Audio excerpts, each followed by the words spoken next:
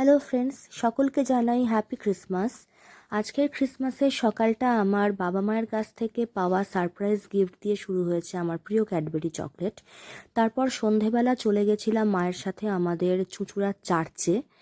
ভেতরে আগে চলে গেছিলাম কারণ বাইরে খুব ভিড় ছিল, তাই ভেতরটা আগে ঢুকে গেছিলাম, যাতে ভেতরেও বেশি ভিড় হয়ে গেলে ঢুকতে পারতাম না বলে।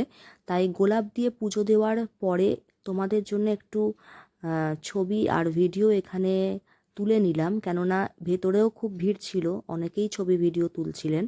আর বাইরে এসে মায়ের সাথে একটা ভিডিও তুলে নিলাম। তারপরে যেই না একটুখানি ফাঁকা হয়েছে, আমি বাইরের ভিডিওটাও তুলেছি তোমাদের সাথে শেয়ার করব বলে। দেখো এখানে কি সুন্দর কয়েকটা পুতুলের মাধ্যমে আর হাতের কাজের মাধ্যমে জেসাসের জন্মের হিস্ট্রিটা কি সুন্দর তুলে ধরা হয়েছে। জেরুজালেমের যেটা ব্যাপারটা, জেসাসের যে জন্মের সময়টা আমরা সেটা সবাই জানি। আর তারপরে দেখো এখানটা আলো দিয়ে এত সুন্দরভাবে সাজিয়েছিল। আমি প্রত্যেক বছর যাই, কিন্তু এই বছরের ডেকোরেশনটা আমার সবচেয়ে ভালো লেগেছে, বেস্ট লেগেছে। কি সুন্দর আলো দিয়ে আর ওপরের দেখো কি সুন্দর ঝাড়ের মধ্যে আলো দিয়ে সাজিয়েছে।